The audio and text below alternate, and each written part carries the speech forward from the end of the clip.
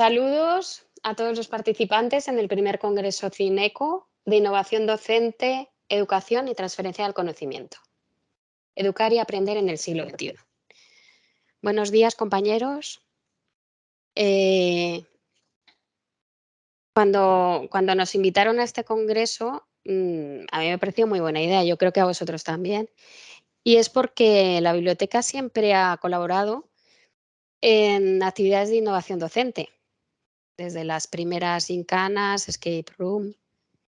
Desde hace 25 años podemos decir que hemos colaborado. También hemos colaborado en la transferencia del conocimiento a través de bibliotecarios formadores aquí en esta reunión en la que estamos, por ejemplo, María Dolores, ¿no?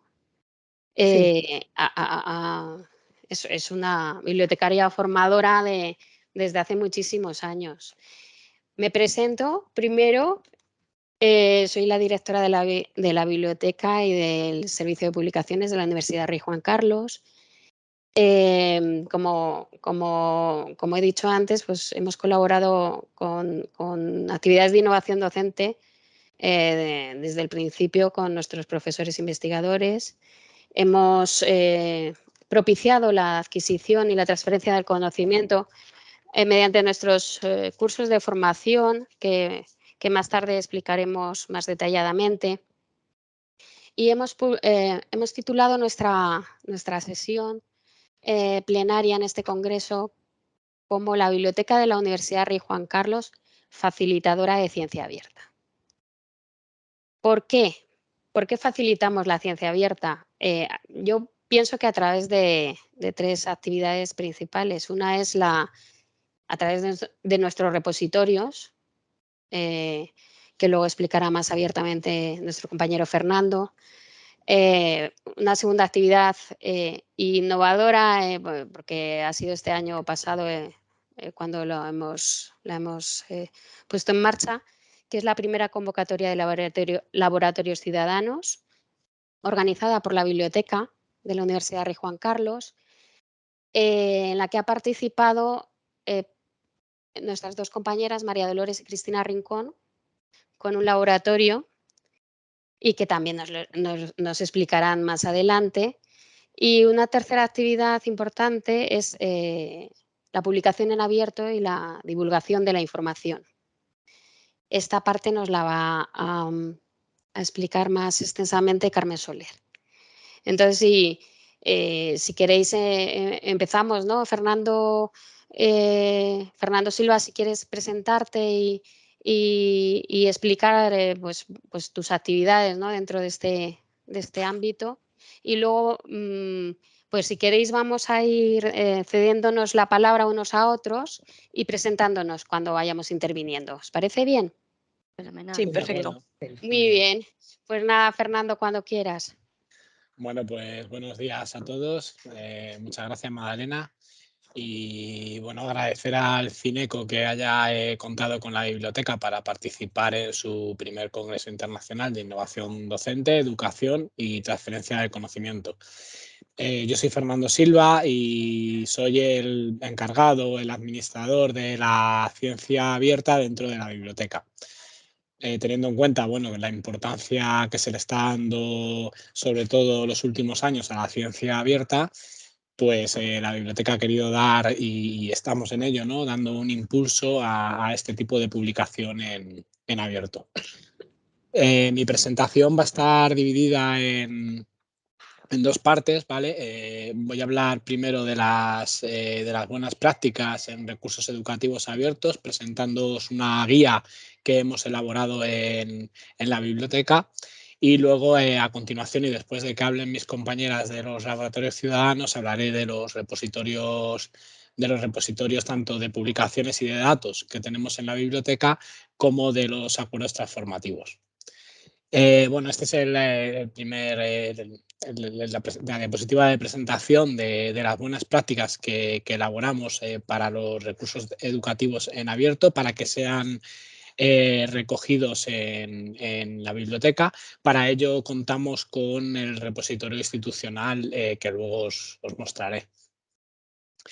Con la elaboración de esta guía pretendimos dar una visión general de los recursos educativos en abierto, dar una definición de qué son y de por qué es de importancia que estén depositados en un repositorio institucional en abierto.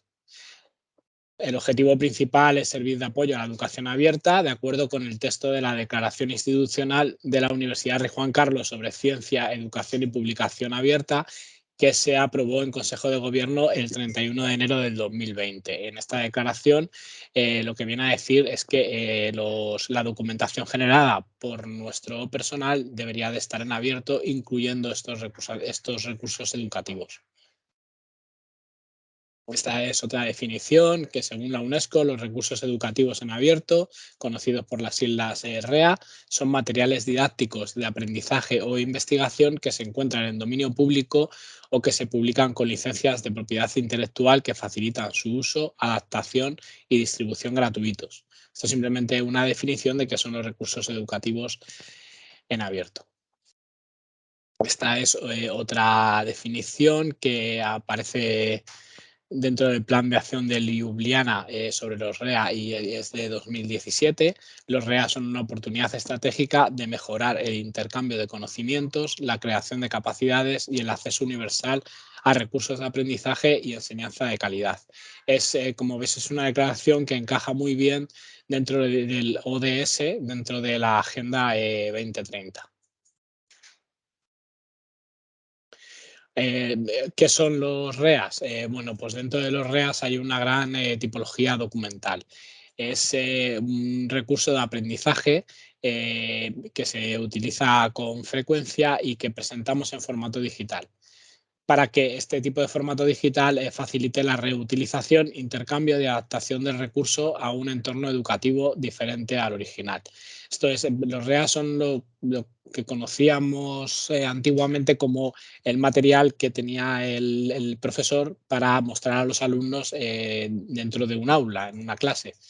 La tipología documental, como digo, es muy amplia, abarca desde los libros de texto, ilustraciones, apuntes, presentaciones, animaciones, material multimedia, tareas, audios, cuestionarios, también incluyen vídeos que pueden ser utilizados para enriquecer el programa docente, material complementario e incluso cursos completos. Como veréis luego, todo este tipo de formatos tienen cabida dentro de nuestro repositorio institucional en abierto.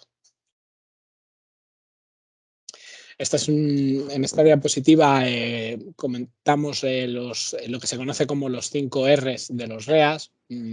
Entronca y enlaza muy bien con lo que luego contaré de lo que son las licencias Creative Commons, que son las licencias que nosotros utilizamos en los recursos que están en abierto. ¿Vale?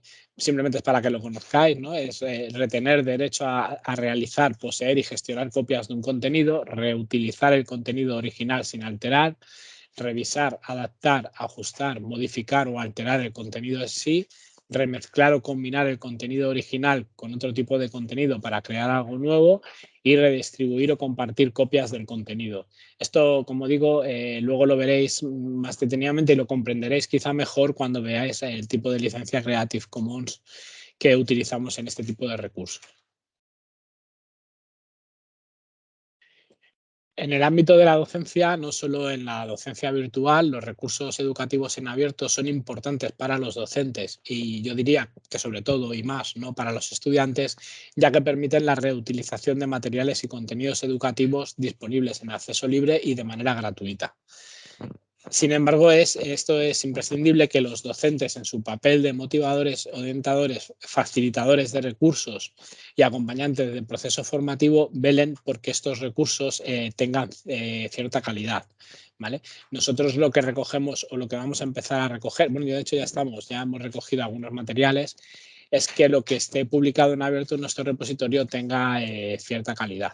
Y como veis, todo ello es para que se pueda, tanto otros profesores como estudiantes puedan utilizar este material e incluso lo puedan reutilizar y elaborar otros materiales a partir de estos materiales originales que se han depositado en abierto.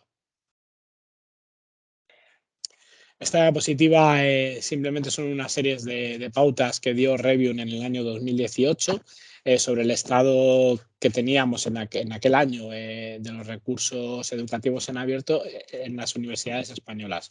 He de decir que desde el 2018 hasta el 2022 esto ha avanzado muchísimo. Ahora mismo tenemos una gran cantidad, empezamos a tener una gran cantidad de este tipo de documentos. Estos son una serie de recomendaciones que damos para las características de los ficheros, del fichero que se sube, ¿no? Cuando nosotros subimos en abierto, lo que damos es una relación de metadatos en los que se describe el fichero que vamos a subir y el fichero en sí. Simplemente pues, son una serie de recomendaciones como que en la medida de lo posible sean formatos abiertos, que elijamos formatos estándar, que evitar formatos desconocidos y poco documentados, en fin. Y luego en el último párrafo os pongo unos ejemplos de cuáles son los formatos más recomendados, que son formatos que todos conocemos, en imagen JPG, TIFF, en texto HTML, XML o PDF, en audio WAV, en almacenamiento zip, gzip, tar. Como digo, son formatos que más o menos todos estamos habituados a ellos.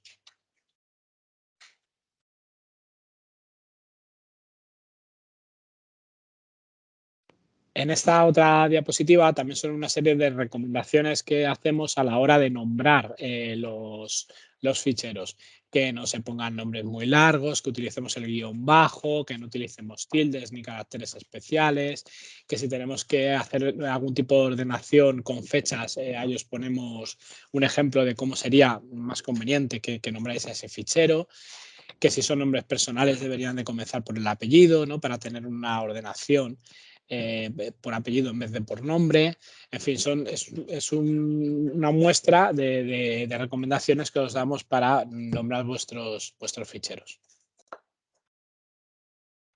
Este punto es el que os comentaba antes, que entronca con lo de las 5R y que es importante porque es la licencia de depósito. Nosotros con los recursos en abierto, con las publicaciones, con los datos, con todo lo que publicamos en abierto, utilizamos un tipo de licencia que son las licencias Creative Commons, que también utilizamos nosotros en nuestro repositorio institucional Bur Digital, que es la herramienta en la que se van a depositar estos materiales, estos REAs. Nosotros en nuestro repositorio recomendamos dos tipos de licencia en abierto, que son las CC BY y las CC BY SA.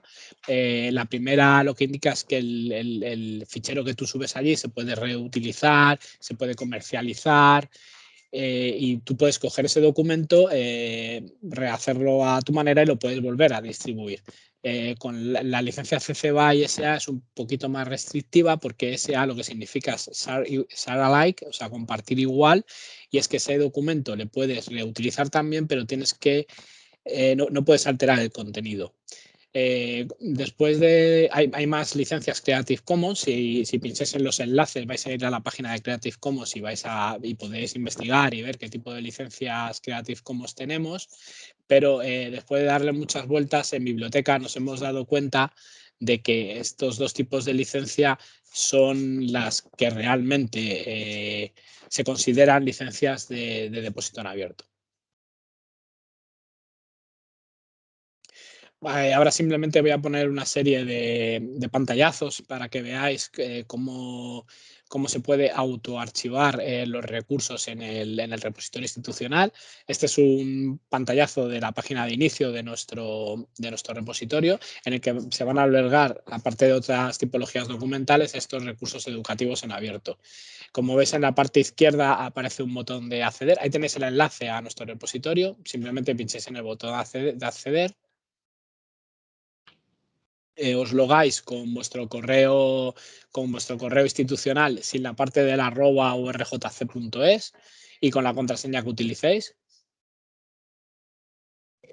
Este simplemente es para que veáis que en la parte de la derecha aparece vuestro perfil. En este caso, bueno, es biblioteca.rjc porque es el perfil del administrador del repositorio. El proceso de subir un documento tiene varias fases, las cuales se identifican en la parte superior de la ventana. Bueno, este pantallazo quizás sea un poco pequeño, cuando lo ve, me imagino que lo veréis un poquito más grande. Entonces, simplemente nos iríamos al botón superior de cómo buscar, localizaríamos la comunidad en donde están los materiales docentes, que es la comunidad de docencia, pincharíamos en docencia, a continuación elegiríamos la colección de materiales docentes, pincharíamos en materiales docentes y la siguiente pantalla que veríamos sería esta, que es donde se describen los metadatos de nuestro recurso. Es decir, pondríamos los campos de nuestro recurso, pondríamos el autor, el título, si tiene algún DOI, pondríamos la fecha de publicación, el tipo de documento, el lenguaje. A continuación nos van a aparecer estos otros metadatos, estos otros campos en los que hacemos podríamos añadir un resumen de nuestro recurso, ponemos palabras clave para luego poder recuperar nuestro recurso. Y a continuación tenemos esta otra pantalla en la que podemos subir, ¿no? Simplemente con seleccionar archivo, ahí entramos en nuestro ordenador o donde tengamos, o en la nube, donde tengamos nuestros recursos que vamos a subir. Pincharíamos, lo subiríamos. Ahí pongo en rojo que es porque cuando queremos subir varios documentos, en vez de estar subiendo todos los documentos uno a uno, lo podemos hacer y nosotros recomendamos que lo hagamos a través de un archivo comprimido .zip. En esta pantalla únicamente aparece un pantallazo de revisar el envío para ver que no hemos cometido ningún error. Si hemos hecho algo mal, podemos irnos al paso anterior donde hemos puesto algo de forma errónea y lo podemos modificar. Si no, damos a siguiente y nos aparece la pantalla de licenciar el trabajo con la licencia Creative Commons que consideremos. Te aparecen dos preguntas en las que si queremos permitir usos comerciales de su obra, elegimos no o sí, y que si queremos permitir modificaciones de su obra. Nosotros en las licencias que tenemos recomendadas tendríamos que pinchar en ¿quiere permitir usos comerciales de su obra? Sí, y ¿quiere permitir modificaciones de su obra? Sí o SARA-like. Si pinchamos en los dos sí, elegiríamos la licencia CC BY. Si pinchamos en sí y en SARA-like, elegiríamos la licencia CC BY SA. Nada, simplemente terminado de elegir la licencia, el documento queda depositado en nuestro repositorio. Si queremos hacer otro envío, simplemente pincharíamos en el botón enviar otro ítem, y si queremos desconectar, damos al botón desconectar, que está en la parte superior donde aparecía vuestro perfil, y desconectamos del repositorio. Sí, esto es importante. Bueno, si alguien quisiera retirar el material, solicitamos un correo con DNI donde pongáis brevemente el motivo de la retirada del ítem. Actualmente lo estamos haciendo así y si la persona quiere, se retira el documento y ya está.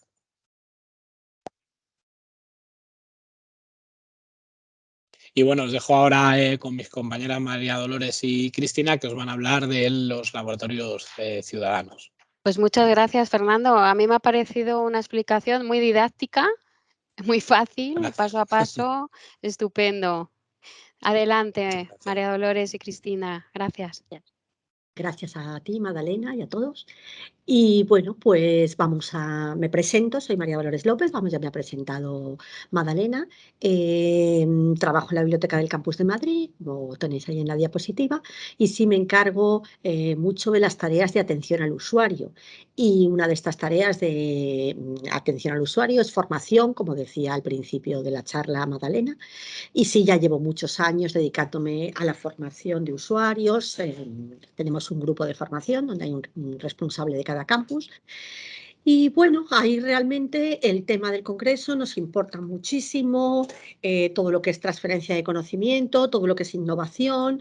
Pues no somos docentes, somos bibliotecarios claramente, pero la verdad que es apasionante lo que hay que trabajar en ello y lo que hay que actualizarse y estar al día, y siempre estos temas son muy provechosos. Sois bibliotecarios formadores, ¿no? Bibliotecarios formadores, sí, porque además es que al final, como tenemos una oferta, pues por un lado una serie de formación que les da crédito con RAC, que bueno, ahora mismo se hace online y tal. Luego otra oferta de cursos a la carta, donde pueden haber PDI, alumnos de máster, alumnos de grado. Bueno, pues ahí también hay que diversificarse y tocar todos los temas. Luego los talleres que se han iniciado este año. Entonces, la verdad que sí, que hay que estar como bibliotecarios formadores total. Muy bien. Y bueno, y entre las cosas que sí la vimos, no es que sea formación, ni muchísimo menos, pero sí es tanto Cristina como yo que nos dedicamos a formación, que nos chocaron, fue este tema de los laboratorios, que la biblioteca lo propuso y bueno, pues cogimos el testigo de que algo queríamos hacer para trabajar en ese primer laboratorio ciudadano que organizó la biblioteca el curso, o sea, este año pasado.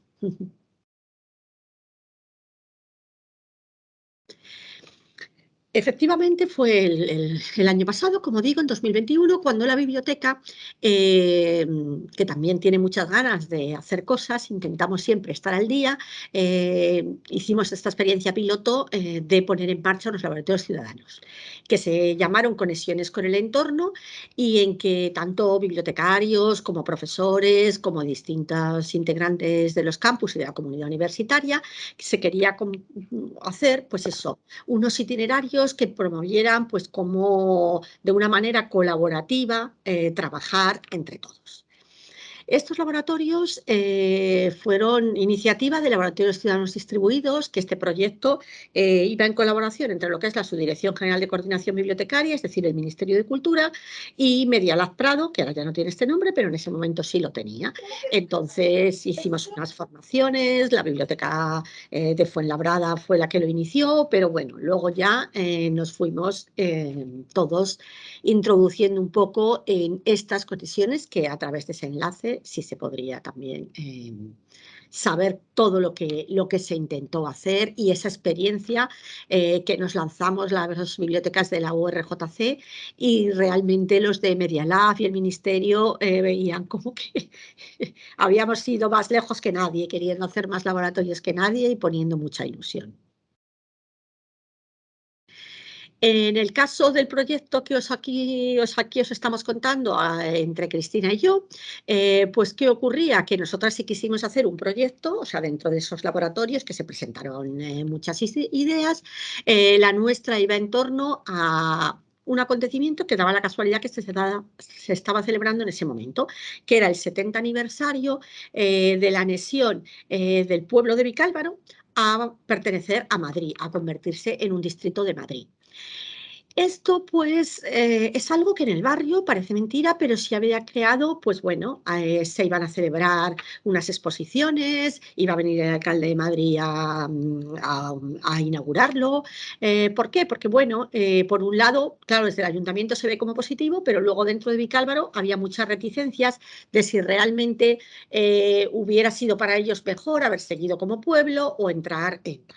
Esta coyuntura y esta discrepancia y estas opiniones distintas nos pareció una oportunidad estupenda para hacer un análisis que no fuera tan visceral de Vicálvaro Pueblo siempre o Vicálvaro Madrid, sino para, bueno, poner en común qué había traído de bueno o qué se había perdido y analizarlo desde muchos puntos de vista, tanto lo que sería administración local, como sería para las empresas, para la economía, para el sector cultural, artístico, para el administrativo, que les había supuesto a la gente. Y todo desde el prisma de la memoria histórica, porque eso nos lo planteamos desde el principio para seguir también esos ODS, que era fundamental trabajar este tema de la memoria.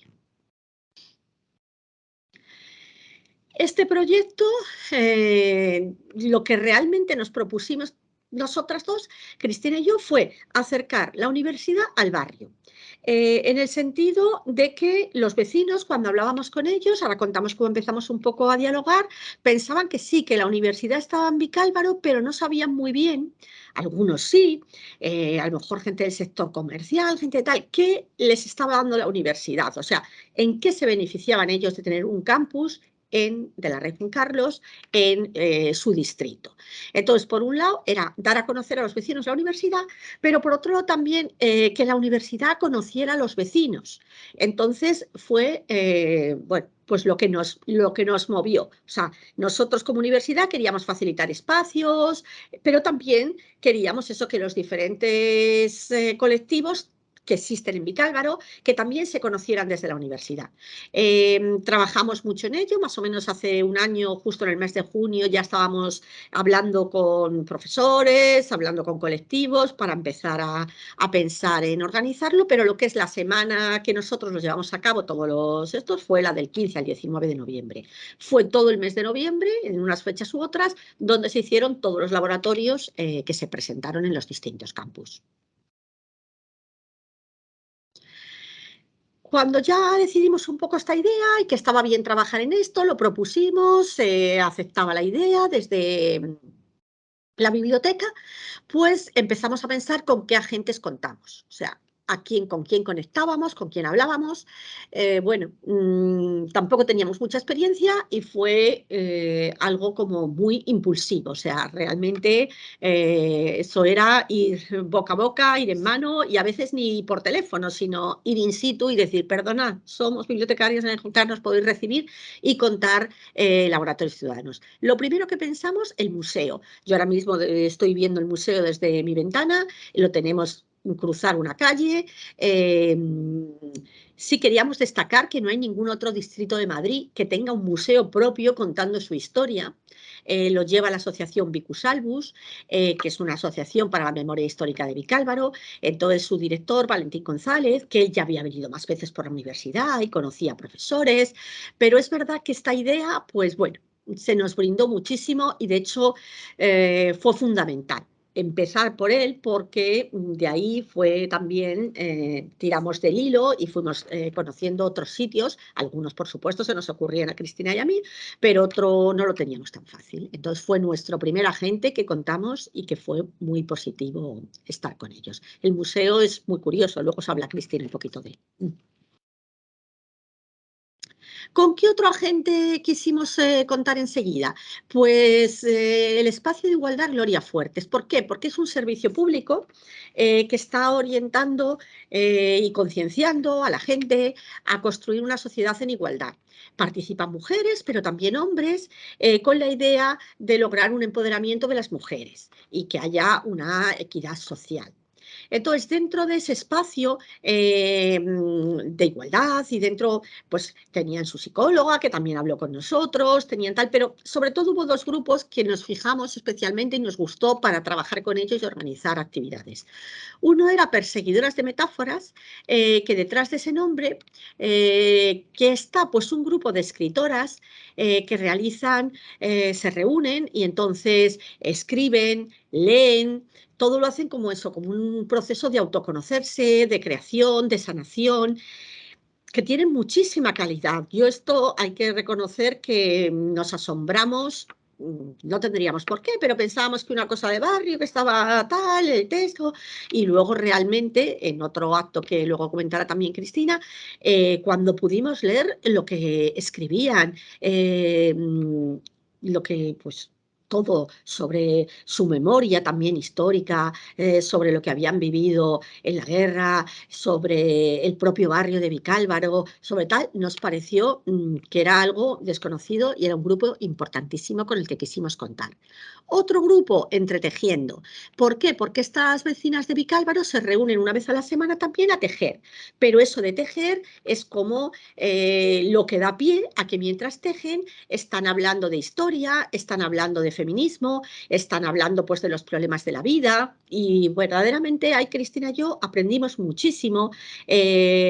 Habíamos pasado de la versión de todo lo que habíamos aprendido con la asociación Vicusalbus a esta otra visión más femenina, cuando nos contaban que Vicálvaro pues, había sido un distrito de militares, puesto que donde estamos ahora la universidad era el cuartel de artillería, y luego lo que era la fábrica de cementos Portland, que empleaba mucha gente.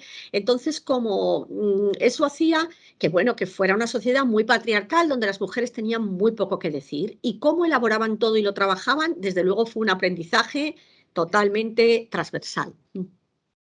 Historia viva, ¿no? Historia oral. Sí, Total. efectivamente, o sea, Fenomenal. de Qué verdad, interesante. ha sido una experiencia, habría que decir bibliotecaria, pero hasta en lo personal, porque parece que sí, pero todos acabas relacionándote con lo mismo y ver a esas personas con ese coraje, con la lucha, con la ilusión, como luego decir Cristina, que vinieron a la universidad, que entraban a la biblioteca, que organizábamos las cosas, estupendo.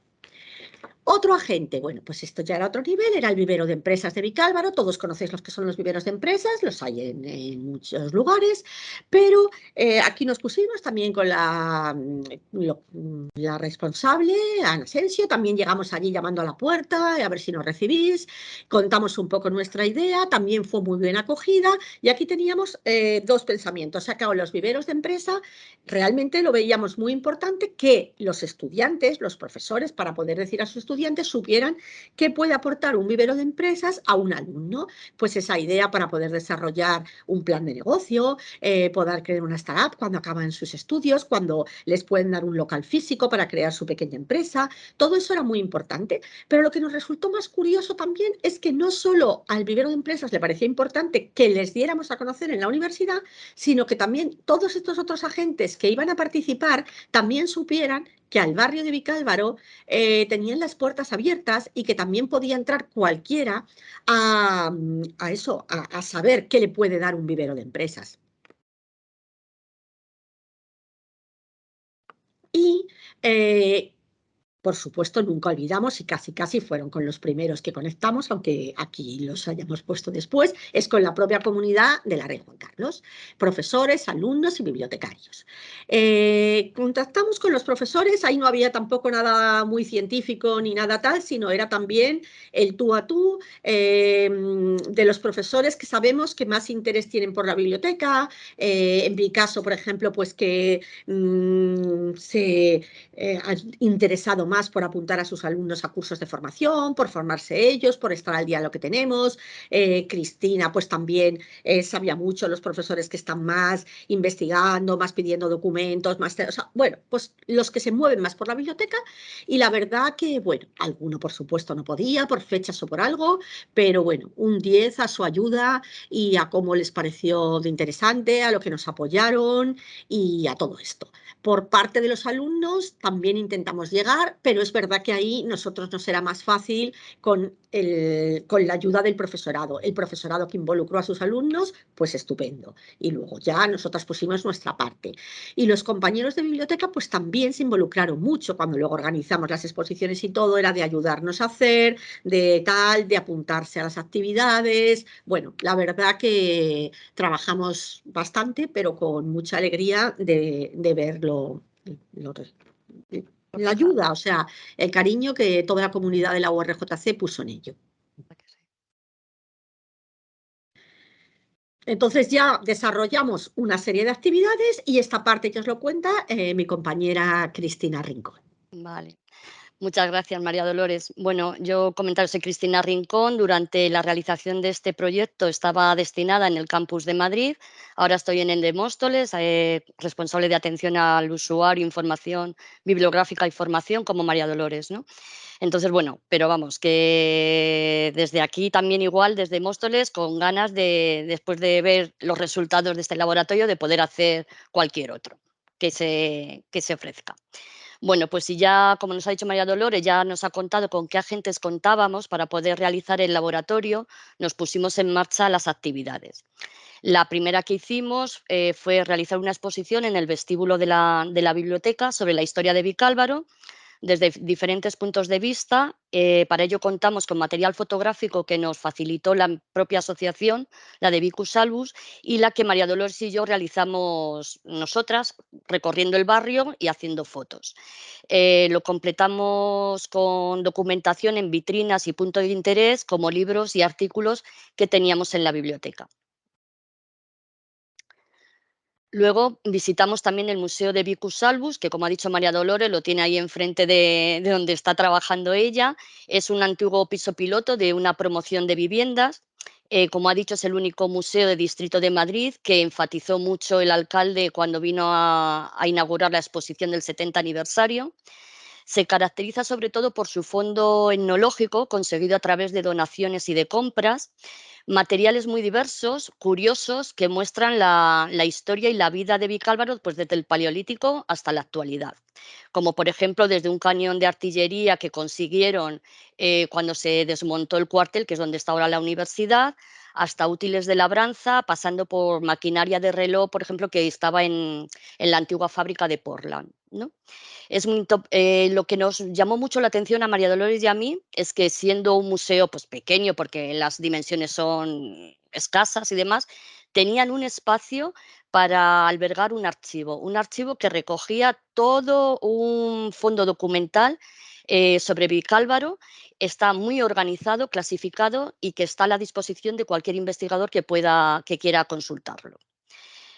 Igualmente fuimos al Centro Social y Polivalente, que depende de la Junta de Distrito de Vicálvaro, para visitar la exposición que esta asociación había realizado allí. A través de paneles explicativos, como he dicho antes, hicimos un recorrido perfecto de la historia de Vicálvaro.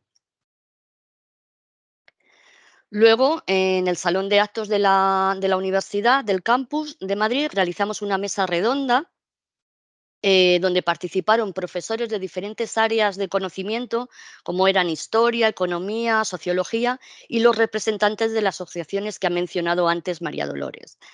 Se generó un interesante debate entre los que defendían la anexión y los aspectos positivos que había traído, frente a los que pensaban que como municipio independiente hubiesen mantenido mejor su identidad y sus derechos. La verdad que se generó un debate muy bueno, realmente limpio, ¿no? O sea, bien, muy interesante, y participó increíblemente. Nos llamó la atención que participó mucho el público que asistió al debate. Era uno de los objetivos que queríamos conseguir.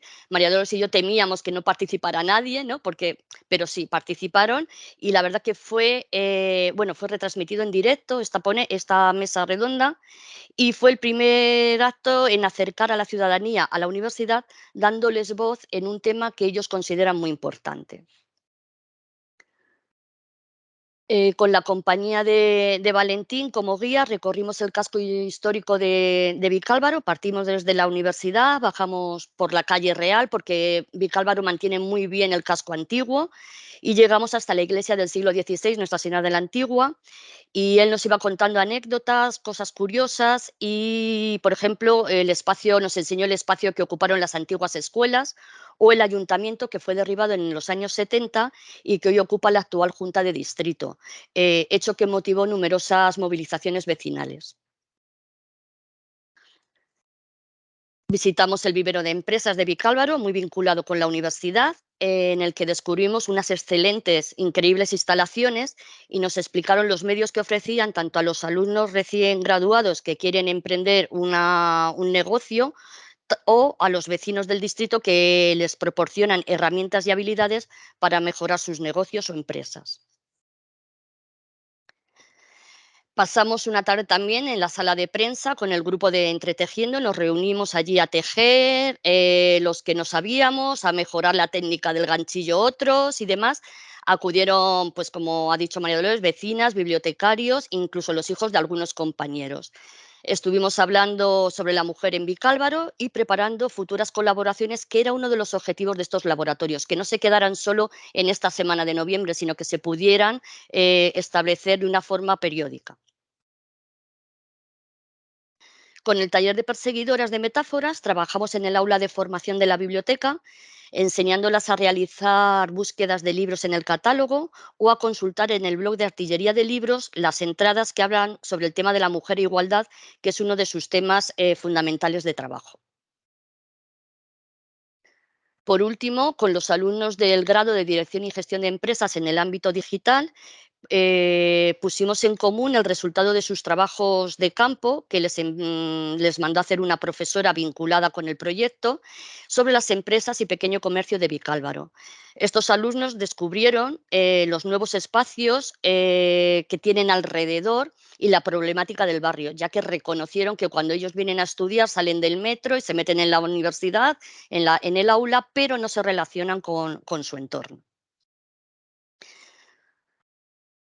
De esto, un punto importante de estos laboratorios era crear lazos de unión y que se mantuvieran en el tiempo, como he dicho anteriormente, ¿no? Entonces, el grupo de Entretejiendo nos invitó a participar en la jornada del 25 de noviembre con motivo del Día Internacional de la Eliminación de la Violencia contra la Mujer y que se realizó en la Plaza de Mujeres de Vicálvaro. Allí fuimos algunos compañeros y plantamos junto con ellos, con este grupo de Entretejiendo, plantas, flores por cada víctima que hubo en el 2021. Realmente debo de reconocer personalmente, bueno, y María Dolores lo corrobora, que fue un acto totalmente muy emotivo, muy emotivo, súper sentimental y que generó unas percepciones totalmente que no veíamos dentro de la universidad. O sea, nosotros trabajamos también a nuestra manera para eliminar, erradicar la violencia, pero vemos cómo la sociedad, lo que tenemos al lado, está trabajando de otra manera y de una forma totalmente extraordinaria. También con el motivo del 8 de marzo conseguimos contactar, o sea, el grupo de Enredadas, como ha dicho María Dolores, que son este grupo de escritoras, se organizó con ellas en el Salón de Actos de la Universidad el 11º Encuentro Literario 8M. La biblioteca ofreció este espacio, ellas no se creían que iban a poder realizarlo en un espacio universitario. Se llevó a cabo la lectura de relatos, cuentos y relatos que iban ya preparados, pero es que también consiguieron improvisar, con lo cual nos dejaron una sensación totalmente satisfactoria, ¿no? Fue muy gratificante la calidad de los relatos y por la visibilidad del grupo en un espacio universitario. Eso es lo que ellas más valoraban. Nunca se iban a imaginar que hubieran estado en el salón de actos de la universidad realizando uno de sus trabajos. ¿De acuerdo? Y dentro de los objetivos a cumplir, conseguimos poner a disposición de la comunidad en una plataforma digital como un repositorio abierto todo lo relacionado con este proyecto, la documentación, los resultados, el inicio, cómo empezamos a engendrarlo desde casi enero del 21 y demás, ¿no? Creemos en estos movimientos de ciencia abierta y ciencia ciudadana y la biblioteca cree que se pueden seguir haciendo estos tipos de laboratorios, de reuniones abiertas en cuanto a intentar que cada proyecto acoja a personas de diferentes perfiles porque nos van a enriquecer y nos vamos a enriquecer mutuamente, ¿no? Que todos estos proyectos cumplan con principios de cultura libre, es decir, que todo lo que se produzca pueda permitir replicar, modificar o redistribuir y que sea colaborativo, con distintos niveles de participación en función de los intereses o capacidades y competencias. Realmente era la primera vez, en conclusiones podemos decir que era la primera vez que la biblioteca universitaria se embarcaba en este proyecto, en un proyecto de laboratorio ciudadano, que al principio María Dolores y yo decíamos, ¿en qué consisten los laboratorios ciudadanos? O sea, tuvimos que empaparnos mucho en el tema, ¿no? Pero sí que al final se ha conseguido y la verdad que fue mucho trabajo, evidentemente, pero muy, muy satisfactorio y gratificante. Conseguimos cumplir algunos de los objetivos de desarrollo sostenible, sobre todo el de igualdad de género, educación de calidad y memoria histórica, ¿no? Hubo una alta participación en este movimiento de ciencia abierta por parte de todos los ciudadanos. Yo creo, creo recordar, ¿no, María Dolores, que nadie se negó a decir que no quería participar de los colectivos con los cuales contactamos? No. O sea, a todo el mundo le parecía extraordinario. Claro. Y todo el mundo firmaba las hojitas Sí, para poder utilizar sus imágenes, para poder utilizar sí, sus sí, palabras, sus efectivamente. conferencias, nos las pasaron todos para que se pudieran emitir en abierto, para que se pudieran... Efectivamente. Y entonces yo creo que de una idea que nos daban, podéis contactar con esta asociación, podéis contactar con este grupo, íbamos como encadenando y decíamos, bueno, no podemos abarcar tanto, ya reduciremos, o sea, un poco, o lo dejamos para un próximo proyecto, ¿no? Yo creo que sí que se nos ha quedado muy claro en la biblioteca que acercar la universidad a la ciudadanía nos ha hecho crecer como comunidad increíblemente, o sea, positivamente. Y nada, solamente pues agradecer a los vecinos de Vicálvaro, a los profesores y alumnos que han participado en este proyecto y a la dirección de la biblioteca y a los compañeros que hicieron posible su puesta en marcha. La verdad que animo a cualquier institución a que se ponga a trabajar sobre proyectos ciudadanos. Pues muchas gracias, Cristina, María Dolores. Gracias a vosotras y a vuestro entusiasmo y espero que todas estas iniciativas tengan continuación y por eso lucharemos. Pero vamos, me encanta vuestro entusiasmo y el entusiasmo de toda la biblioteca y de todos los compañeros. Ahora vuelve Fernando con Ay, bien, es verdad. Que tenía que dar paso a Fernando, que nos va a hablar sobre igual. iniciativas de apoyo a la ciencia abierta. Venga, Nada, Fernando. muchas gracias por vuestra exposición, María Dolores y Cristina. Nada, bueno, vuelvo con la segunda parte de las iniciativas de apoyo a la ciencia abierta dentro de la biblioteca de la Universidad Rey Juan Carlos.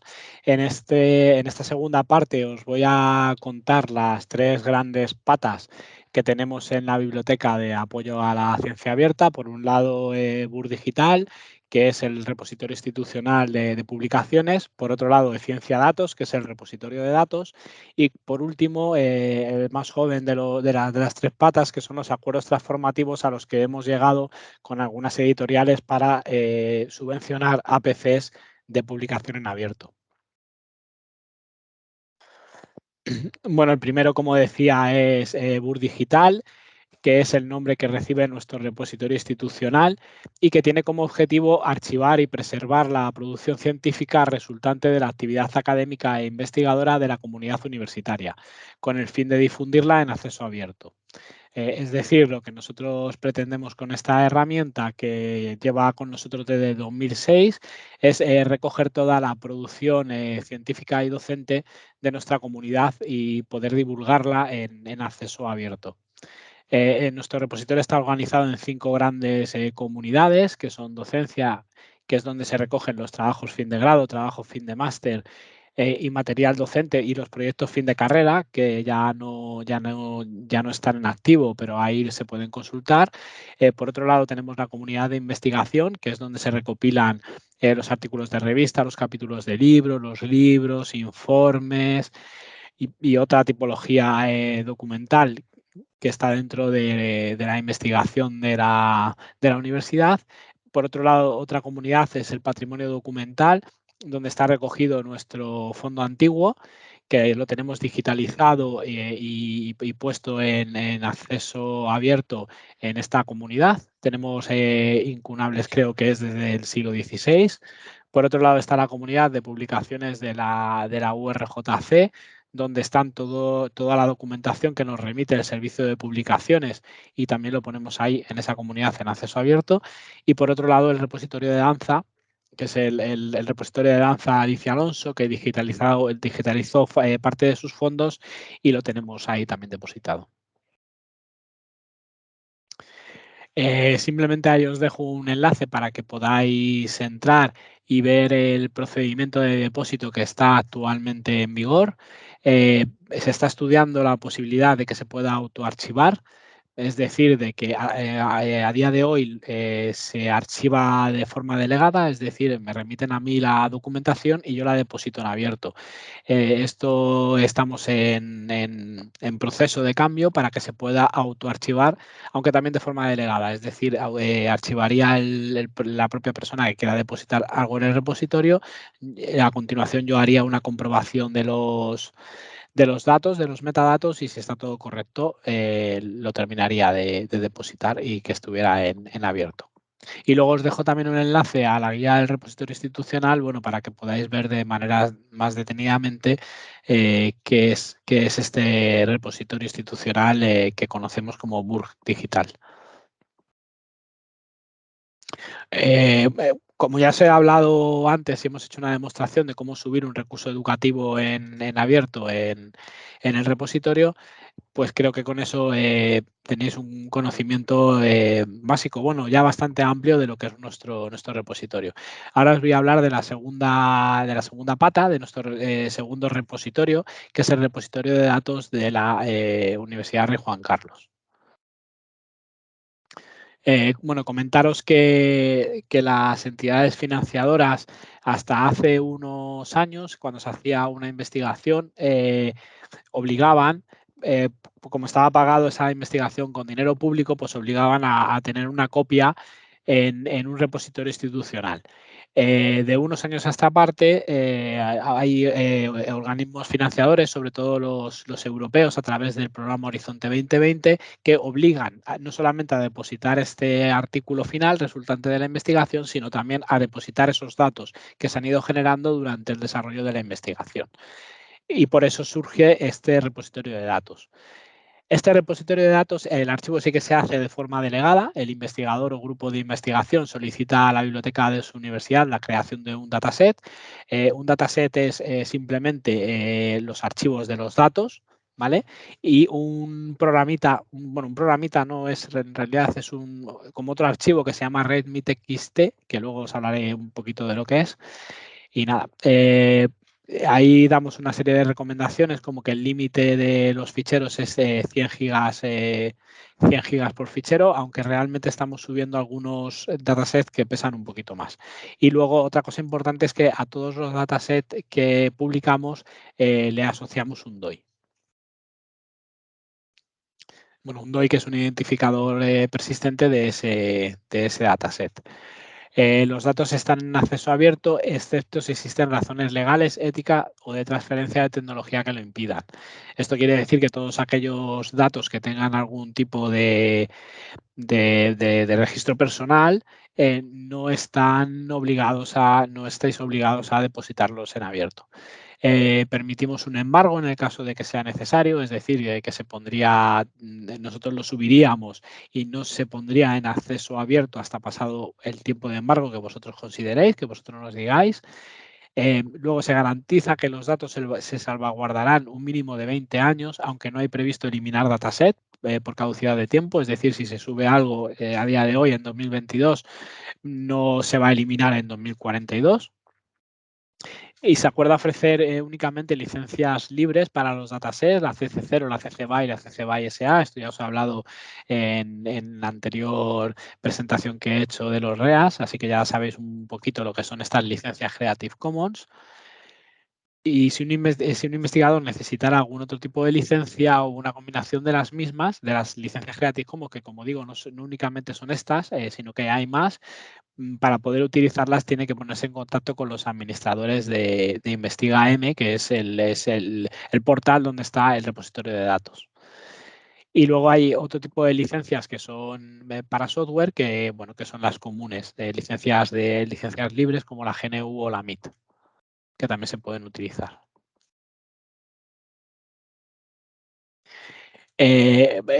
Para los datos, las entidades financiadoras, aparte de obligaros a depositar los datos de investigación en abierto, también os piden un ciclo de vida de esos datos. Para eso nosotros dentro del consorcio Madroño hemos preparado un fichero que hemos dado a nombrar readme.txt. Simplemente es un ficherito que se hacen una serie de preguntas y vosotros la vais contestando para tener un ciclo de vida de los datos. Luego, esta otra parte de esta diapositiva son las características de los ficheros, que son exactamente las mismas que os comentaba para los recursos educativos en abierto, así que tampoco me voy a entretener mucho más. Es simplemente que utilicéis formatos si pueden ser en abierto y no propietarios, pues mejor. Y os ponemos ahí algunos ejemplos de formato que son los comunes y los que más o menos conocemos y controlamos todos. Igual es una serie de recomendaciones que os damos para la organización y los nombres de ficheros, que no utilices tildes, que no utilices caracteres especiales, utilizar el guión bajo en vez del guión medio, cómo nombrar si hay fechas, como para que se puedan ordenar mejor. En fin, es lo mismo que os comentaba para los recursos educativos en abierto, pues para nombrar los datos, los ficheros de los datos. Y esta parte también es muy importante porque aparte de pediros y solicitaros que publiquéis los datos de investigación en abierto, las entidades financiadoras, sobre todo la europea, ¿no?, la que está marcada dentro del programa Horizonte 2020, os piden que elaboréis un plan de gestión de datos. Entonces, para ayudar a nuestro personal investigador, la Red Juan Carlos y el Consorcio Madroño en sí ha creado una herramienta que se llama PGD Online, en la que os facilitan realizar este PGD, este plan de gestión de datos. Es simplemente una serie de preguntas, ¿vale? Es una web en la que vosotros entráis, os registráis y os hacen una serie de preguntas, y con ello queda confeccionado el plan de gestión de datos, que como digo es necesario realizarlo siempre que el proyecto esté financiado por el programa Horizonte 2020. nada, estos son simplemente, os llevan a 3 infografías para saber, para ver las mejoras que tiene difundir los datos en abierto, para saber cómo cumplir con los mandatos y para una cosa que es importante, que también hay que citar los datos de investigación. No únicamente hay que citar las publicaciones, sino los datos de investigación también hay que citarlos. Y en esa infografía os enseñan un poco a cómo hacerlo. Y ahora voy con la tercera pata y la más joven dentro de biblioteca en apoyo a la ciencia abierta, que son los acuerdos transformativos que se alcanzaron por la CRUE CSIC y a la que nosotros nos adherimos a través del Consorcio Madroño. El Consorcio Madroño, bueno, por si no lo conocéis, es el consorcio que engloba las bibliotecas universitarias públicas y más la UNED. Bueno, como veis aquí en esta diapositiva, la CRUE CSIC firmó para varios años, en una ventana de años, desde el 2021 hasta el 2024, con las principales editoriales, que son ACS, Elsevier, Springer y Wiley. Aquí pone que se estaba negociando, pero en realidad se ha firmado hace poco ya el acuerdo con Wiley para 2022. Y el acuerdo lo que es como las entidades financiadoras os obligan a depositar los artículos, ¿no? Los resultados de las investigaciones, os obligan, entre comillas, a depositarlos en abierto. Para eso se crearon los repositorios y hasta hace poco lo que hacíamos es que subíamos las cosas con embargo porque las revistas nos exigían tener un embargo. Como esto fue avanzando en el tiempo, las editoriales se dieron cuenta que podían sacar algún tipo de beneficio con ello y sí que lo han sacado, porque lo que permiten a los grupos de investigación es publicar esos resultados de la investigación en forma de artículo en acceso abierto, pero previo a un pago. Un pago que se ha dado a llamar APCs, Article Processing Charge. Entonces, lo que se hacía hasta ahora es que el grupo de investigación pagaba ese pago que te exigía la editorial para publicar el artículo en acceso abierto. Las bibliotecas nos dimos cuenta de que podíamos ayudar a nuestros investigadores haciéndonos cargo de ese pago, y lo que hicimos fue, bueno, decir que nosotros ya pagábamos un dinero, un precio por consultar las revistas, ¿vale? Pues que parte de ese dinero fuera destinado a financiar el pago de estos APCs y que se pudieran poner estos artículos en acceso abierto. Vale, aquí nada, comentaros que cada editor cuenta con un dashboard, es un tablero, ¿no? En el que vosotros, si queréis depositar en abierto y vuestro artículo está en alguna de las revistas que ellos han dado a llamar elegibles, es decir, que no todas las revistas de estas editoriales se acogen a este acuerdo, únicamente son las que están dentro de este listado de títulos elegibles. Entonces, si vosotros seleccionáis que queréis publicar en acceso abierto, estáis publicando en una revista que está dentro de las elegibles, la editorial ya se pone en contacto con nosotros, ¿vale? A nosotros nos manda un correo diciendo que se ha recibido una solicitud. Nosotros entramos en el dashboard y bien aprobamos o cancelamos. Aprobamos o cancelamos porque nosotros en la universidad tenemos una serie de criterios internos. Unos criterios internos que son que únicamente aceptamos el pago de una APC por editorial y autor, corresponding author, que es el que manda el artículo a la revista, que tiene que estar publicado en revistas que estén en un JCR Q1 o Q2, y que esto es muy importante, que la persona, el corresponding author, el que envía ese artículo a la editorial, tenga contrato a tiempo completo con nuestra universidad. Y luego también que se ponga nuestro correo institucional, que muchas veces que la gente, los investigadores o el PDI pone su correo personal, y con eso nosotros no podemos aceptar el pago del APC. Bueno, esto es un resumen, ¿no?, de un poco de lo que os he comentado, ¿no? El envío del artículo al editor seleccionado, se acepta por parte del editor, el autor elige publicar en acceso abierto, selecciona el tipo de licencia y con eso ya se ponen en contacto la editorial con nosotros para que validemos. Ahí debajo pone que hay que cumplir con el financiamiento, mandatos institucionales, que aumenta la accesibilidad y aumento de descargas del artículo, que permite retener los derechos de explotación y se publica rápidamente en línea. O sea, son múltiples beneficios los que tiene el publicar en acceso abierto.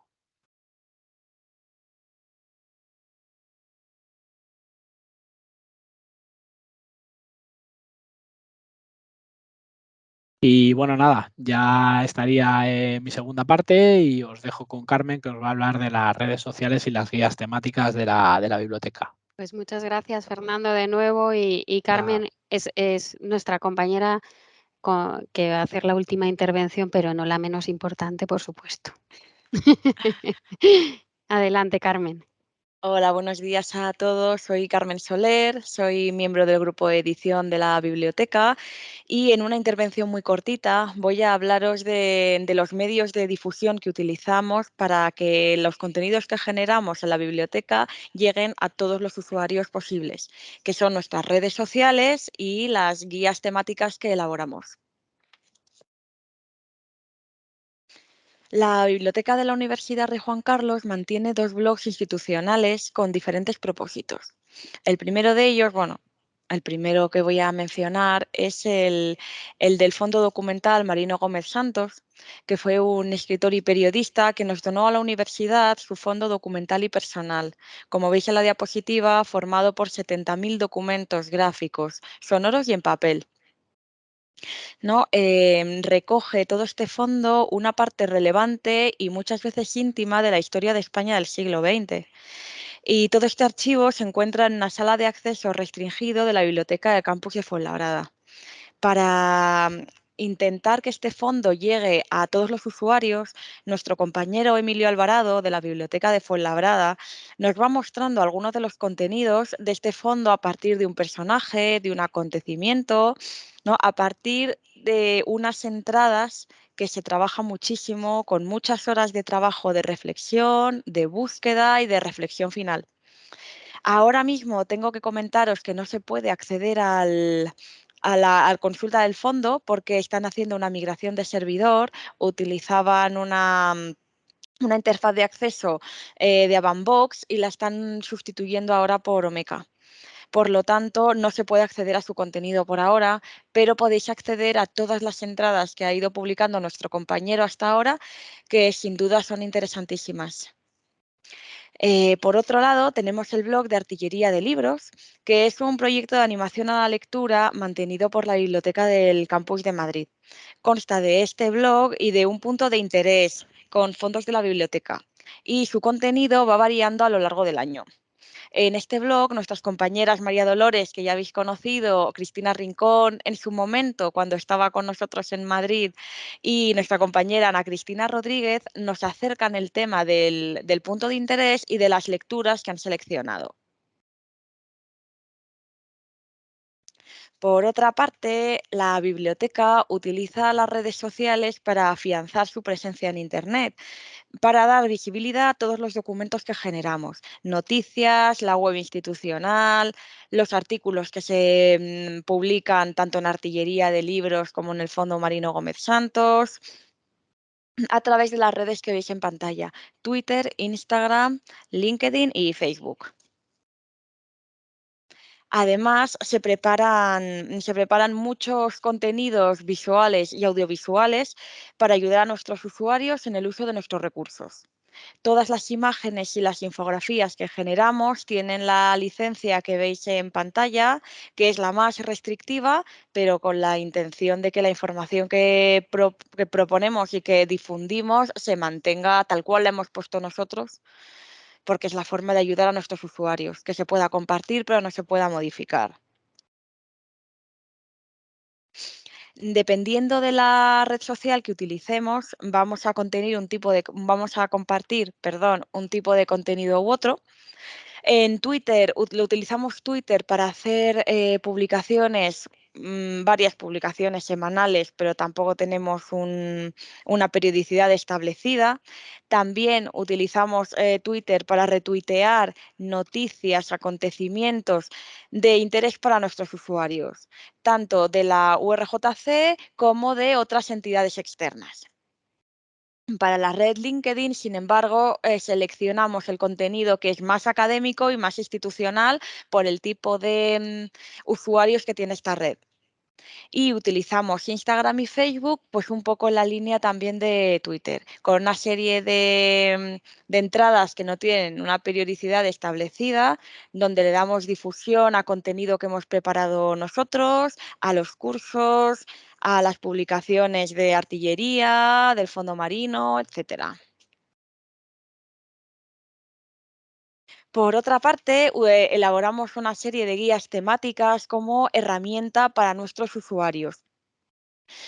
Utilizamos una herramienta que se llama LibGuides de la empresa Springshare, que no me sale, donde queremos unificar todos los recursos relativos a un ámbito o a un tema en un mismo sitio, para que los usuarios, investigadores, PDI puedan encontrarlo todo fácilmente en el mismo sitio. Todas las guías tienen información sobre libros, revistas, bases de datos y recursos de interés. Como veis, aquí en la pantalla tienen una página principal donde están agrupadas las guías y a partir de aquí se accede. Os he dejado en la propia diapositiva la dirección para que podáis trastear un poco, porque bueno, lleva mucho trabajo y creo que merece la pena echarle un vistazo. Todas estas guías están permanentemente actualizadas por nuestros expertos en el tema de la biblioteca. Para estas guías también se elabora mucho material audiovisual y visual como infografías que tienen la misma licencia de Creative Commons que el resto de materiales que se difunden en las redes. Por último, os hemos dejado unas diapositivas con bibliografía de agrupando todos los enlaces de la intervención para que podáis ir directos al grano en consultar aquello que os interesa. Y yo, por mi parte, pues le vuelvo a ceder la palabra a Magdalena Nebot, a la directora de la biblioteca, para ya cerrar nuestra intervención. Muchas gracias, Carmen. Nada más, solo nos queda despedirnos. Esperamos que os haya gustado todas las intervenciones de la biblioteca, que os hayamos transmitido el entusiasmo de nuestros compañeros y que sigamos en contacto. Todas vuestros comentarios nos los podéis enviar a la dirección de correo electrónico que veis en pantalla. Y agradecer la invitación y desearos pues que paséis muy buen día. Por mí nada más, no sé si queréis vosotras decir algo de vosotros, Fernando, Nada. María. Nada, muy bien. Un saludo a todos. Muy bien, pues nada. María Dolores, que estaba silenciada. Ah, sí, estaba Saludos. sentada. No, eso que nos encanta haber participado, pero que también estaremos interesados en saber lo que ellos hablan, porque Claro, también de Sí. todo ello aprenderemos y estaremos al tanto el 7 y el 8 de lo que está de pasando. julio. en el Muy Congreso. bien, Muy fenomenal. bien. Pues nada más, un abrazo a todos. Gracias. Hasta luego. Hasta luego. Adiós. Adiós, Hasta luego, gracias. gracias.